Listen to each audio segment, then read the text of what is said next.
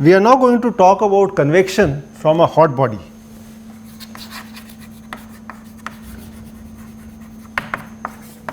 So, convection from a hot body placed in a stream.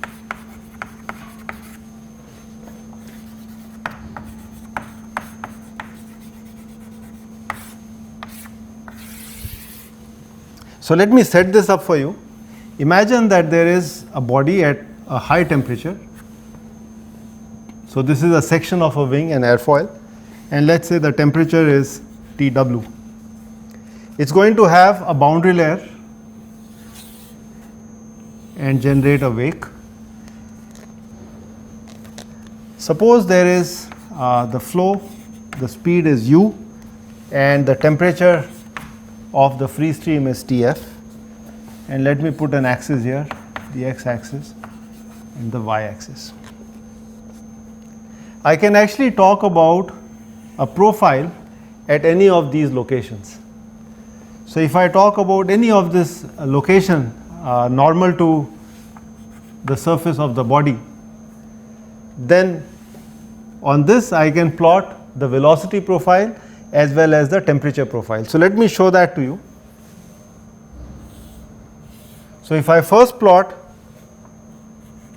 the temperature profile, it may look something like this. So, this is Tf and this is T wall, and this could be actually the distance n. Likewise, if I draw the velocity profile, it may look something like this. So, this is the distance n and this is Vx, and I may get a boundary layer something like this. So, this is a thermal boundary layer.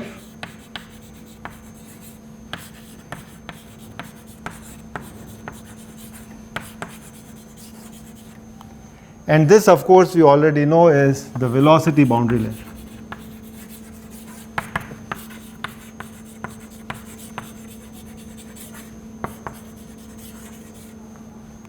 In fact, the thickness of this, I can talk about, there is a temperature boundary layer and this is a velocity boundary layer. And delta T and delta V may not be equal, they may be unequal. Note, delta T is not equal to delta V in general. So, here is the setup. There is a body which is at a high temperature, and if the fluid was stationary, then it would be conducting heat to the adjoining air. Perhaps it could also set up a free convection current, as we discussed in the last session. But now additionally we have a forced convection. So, there is cool fluid, so the ambient temperature is Tf, and that generates a flow across this body. So, there is a exchange of momentum and so on, as we have seen in fluid mechanics, and now additionally there is this temperature gradient that is set up. So, the body may lose heat, and that is actually convected by the flow. So, we are talking about conduction, convection, and of course, the interplay between fluid mechanics and heat transfer. Okay? So, we want to set up these equations to analyze this situation. That is the whole idea. So, the first thing that comes to mind between conduction and convection is the heat flux at the interface. So, suppose I write down Q wall as the heat flux at wall, and let that be given as minus, this is the conductivity coefficient for the fluid, and I can talk about del T by del N at the wall. Okay, so, this is from the conduction side, and this of course should also be equal to the Newton's law of cooling. So, in terms of the convection, which would be H, which is the heat transfer coefficient, times T wall minus Tf. So, that is related to this curve over here. So, at the wall I have the temperature Tw and then far away I have the temperature Tf, and therefore the heat flux is given as the heat transfer coefficient H times this temperature difference.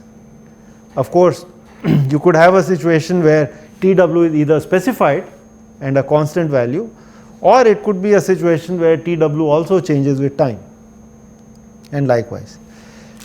Now these two are equal, okay, so whatever heat is getting conducted from this little body to the fluid, the same heat is actually getting carried away by convection through the fluid.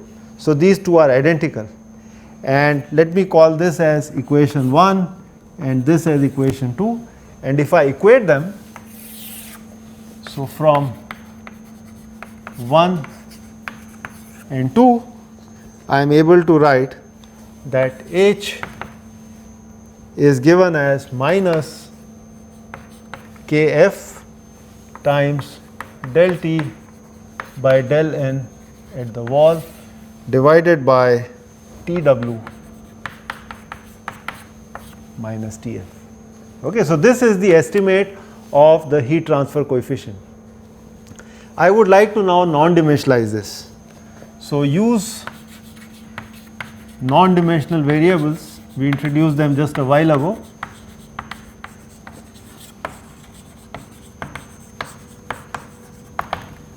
And let these variables be theta star is the temperature, non-dimensional temperature, which is T minus Tf divided by T wall minus Tf.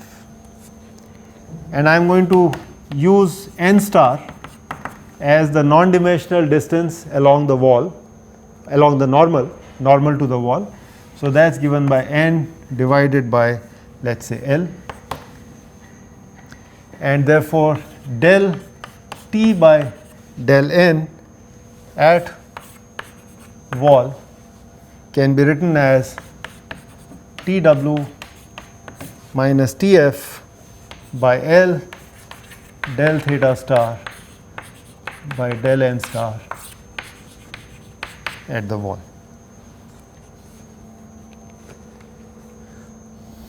If I call this as A and this as B, okay, then using A and B, I can estimate that what is del theta star by del N star, in fact with a minus sign. So this is going to be given as HL over Kf. Okay. So from A and B it is very easy to see that my non-dimensional temperature gradient, okay, so this is the non-dimensional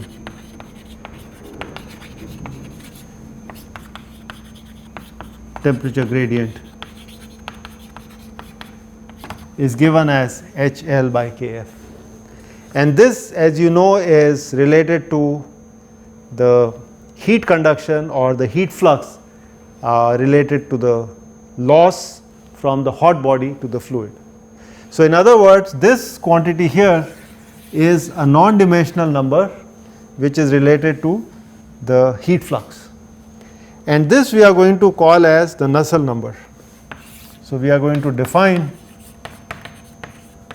NUL as the Nusselt number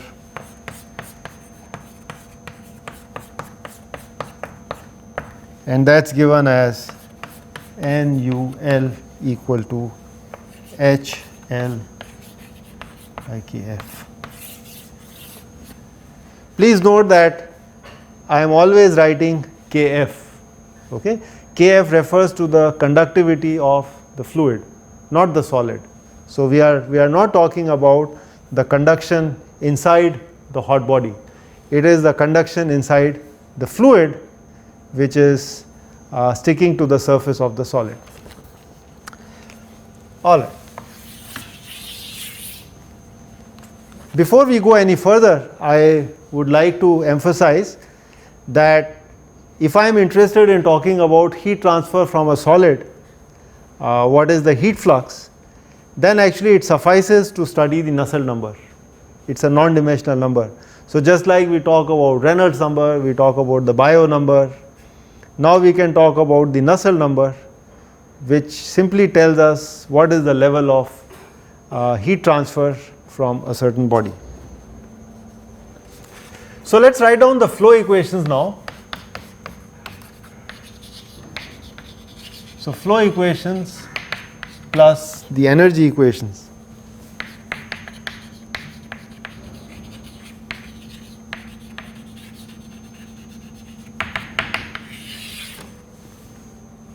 So, this is an interesting step where we are combining the fluid mechanics that we have learnt with the heat transfer that we have newly learnt in the last few sessions.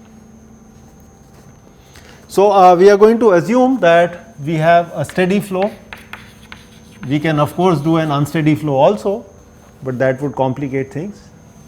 Further, we will assume an incompressible flow.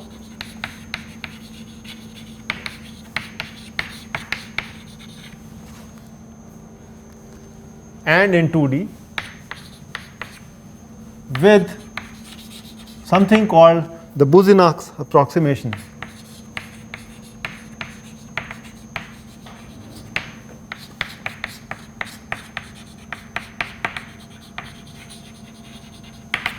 And I am going to talk to you about this. We will also assume that there is no heat source.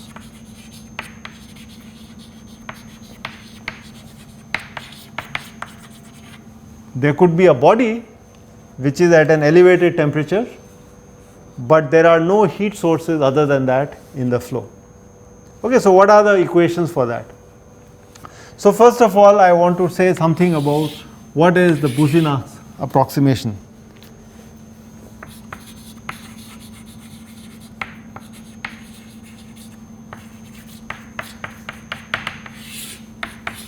So, the first assumption is that flow is incompressible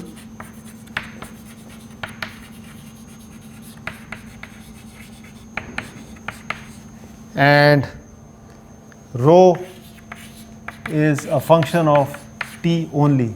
It cannot change with pressure. So, if there is a change in density at all, it is only going to be because of temperature changes, not because of pressure changes. The second assumption is that we will replace P with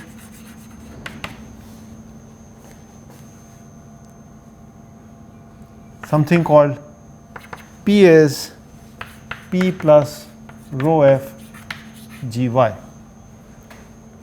So, we are going to follow this coordinate system where this is my x axis, this is my y axis, and this is the direction of my flow. So, the gravity is in this direction, and as you know that if I look at the y momentum equation, I am going to have a pressure gradient term and a body force term. So, we will try to modify the equation so that we can combine the pressure gradient and the body force term, and I will do a little bit of analysis for you about that. So, if we do that, then del P by del x can actually be given as, or rather is del P by del x, and del P by del y is simply given as del small p del y plus rho f times g. So, in the momentum equation,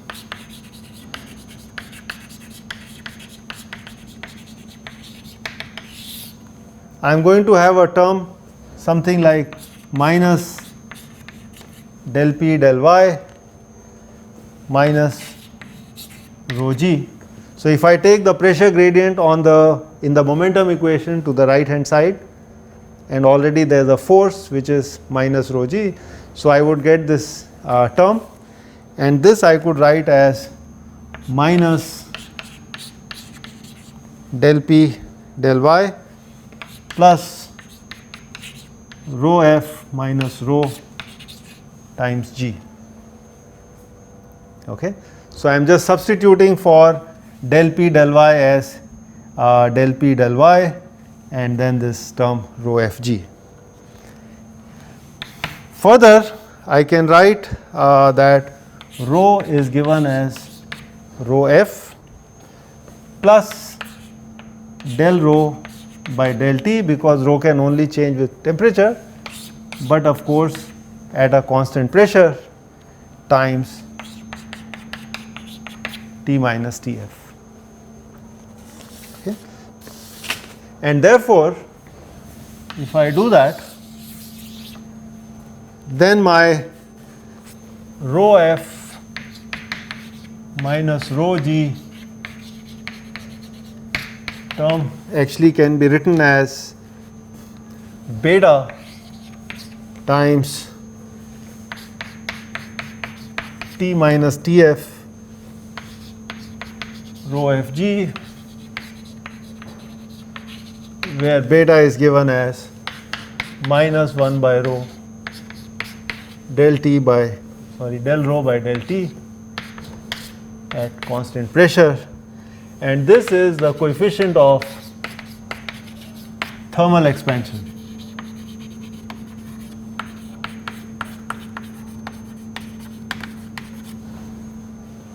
Okay. So, let me review for you what we have done. So, there was a pressure gradient term in the y direction, the vertical direction. We are only doing the analysis in 2 dimensions. So, the momentum equation in the x direction actually does not get affected by the gravity term. So, we will leave that alone. But these 2 terms I would like to combine them as by substituting for small c p as a capital P minus this rho f g y, and then the difference between this rho f and rho is obviously occurring only because of temperature changes, and that is why we can replace it with this. Okay. Alright, so that is the second approximation that we take for the Boussinesq hypothesis. And because the density changes are due to temperature and they are small, so we are going to neglect these everywhere except in the body force term. So, we will neglect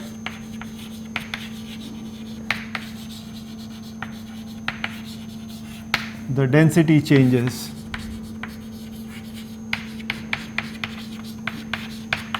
except in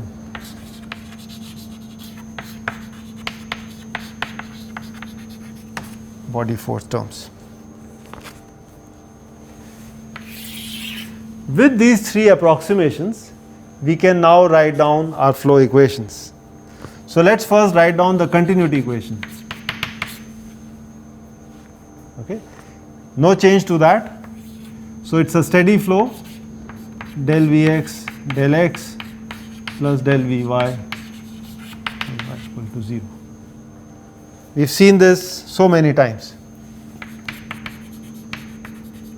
The x momentum equation again for a steady flow is Vx del Vx by del x plus Vy del Vx by del y. So, that is the convection term. This is minus 1 over rho f del p del x. Now, notice I am using the modified pressure, which is modified by the gravity term, plus nu times the Laplacian of Vx. Okay, so, I have simplified or written a compact notation for the second derivative of the x component of velocity.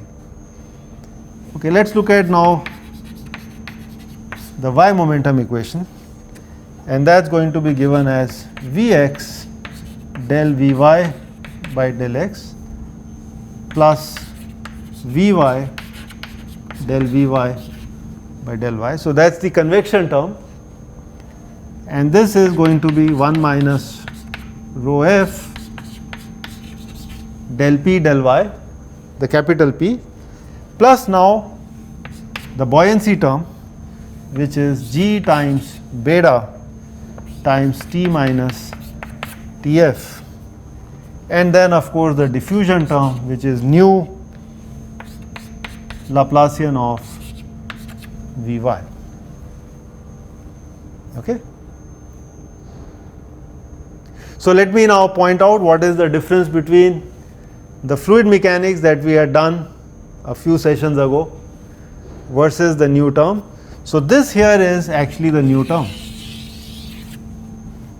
and you can see this is a modification to the momentum equation, and simply because the fluid has expanded on getting heated up. So it heats up by this amount T minus Tf, beta is the coefficient of expansion, and then the body force that is generated because of the buoyancy is essentially this term. Okay, so that's the only thing that gets modified.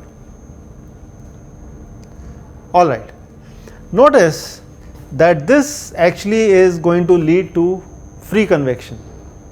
Okay, so even if I did not have a flow which is imposed because of the free stream, this term here could actually give me free convection, okay, which we explained in the last session.